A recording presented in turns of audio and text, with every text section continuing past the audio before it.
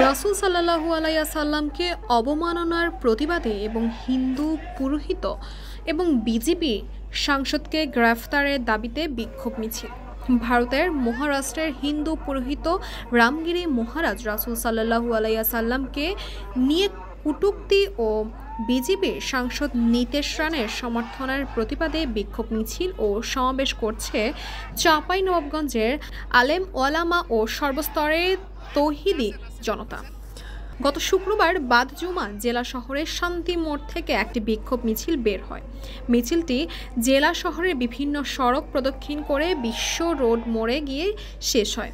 পরে সেখানে সংক্ষিপ্ত সমাবেশ অনুষ্ঠিত হয়। সমাবেশে বক্তারা বলেন, গত আগস্ট মাসে রাসূল সাল্লাল্লাহু আলাইহি ওয়াসাল্লামের নামে কটূক্তির অভিযোগে ভারতের মহারাষ্ট্র হিন্দু পুরোহিত রামগিরি মহারাজ এবং তাকে সমর্থনকারী বিজেপির সাংসদ নীতেশ নারায়ণ রানের বিরুদ্ধে থানায় অসংখ্য মামলা হলেও এখনো রাজ্য সরকার তাদের গ্রেফতার না করায় তীব্র নিন্দা ও প্রতিবাদ জানায়। तो ये काम कभी नहीं कर सकता।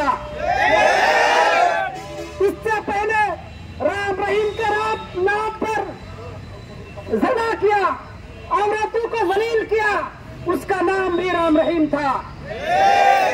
इस बार फिर से राम के नाम पर रामगिरी नाम से एक आदमी नबी के नाम पे दुश्मनी की, नबी के नाम पे बहुत से इल्जाम लगाया।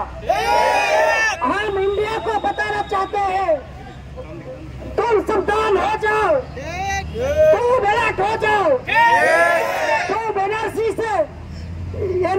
से एसबीए से मुसलमानों की गौर छीनना चाहते हो। कानून के तौर पर तुम मुसलमानों की मदारिस और मसाजिद छीनना चाहते हो, और अब तुम हमारे नबी के नाम पे मुसलमानों की दिल की धड़कन छीनना चाहते हो। हम कहते हैं, अगर हमारी घर न रहे, हमारी मसाजिद और मदारिस ना रहे, तब हम तुम्हारे घरों में घुसेंगे, तुम्हारे पार्लियामेंट में घुसेंगे, तुमके घर से निकालेंगे, तुमको हम खतरे ताल्लुक करेंगे अगर तुम हमारे खिलाफ।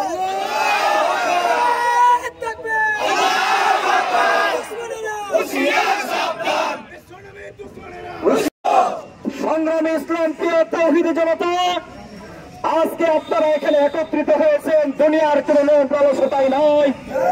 আজকে আমরা এখানে আমাদের আরামকে হারাম করে একত্রিত হয়েছি কিয়ামতের কঠিন ময়দানে সরওয়ারে কায়নাতের নেক্সট দৃষ্টি পাবার আশায়।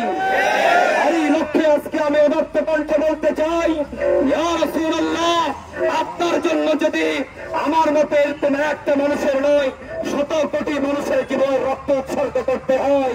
আপনি দেখেন চাঁপাইনবাবগঞ্জ জেলার তৌহিদি মানুষ এক বাক্যে রক্ত বিলীন করতে প্রস্তুত আছে।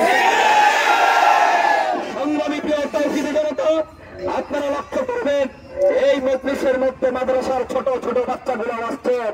কথার মধ্যে নয়, বিশ্ব আজকে তাকিয়ে দেখো, তার নবীর জন্য ছোট মাসুম বাচ্চাগুলো যদি নিজের তাজা রক্ত দিয়ে রাসূলের প্রেম জাহির করতে রাজি হয়, প্রস্তুত থাকে, প্রয়োজন হয় তারা প্রস্তুত থাকবে ইনশাআল্লাহ।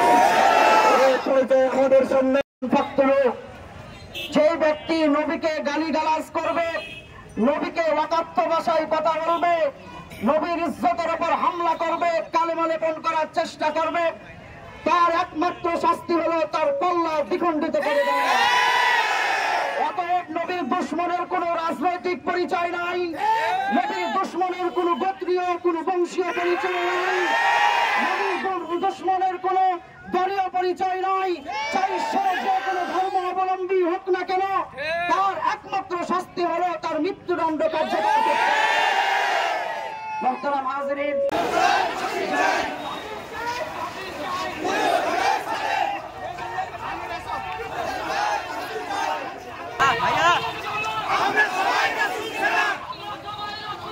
মিছিল পরবর্তী সমাবেশে বক্তারা আরও বলেন, রামগিরি মহারাজ গত আগস্ট মাস রাসূল সাল্লাল্লাহু আলাইহি ওয়াসাল্লামের নামে জঘন্য কটূক্তিমূলক বক্তব্য দেন। এর প্রতিবাদে ক্ষুব্ধ হয়ে ওঠে মহারাষ্ট্রের মুসলিম জনতা।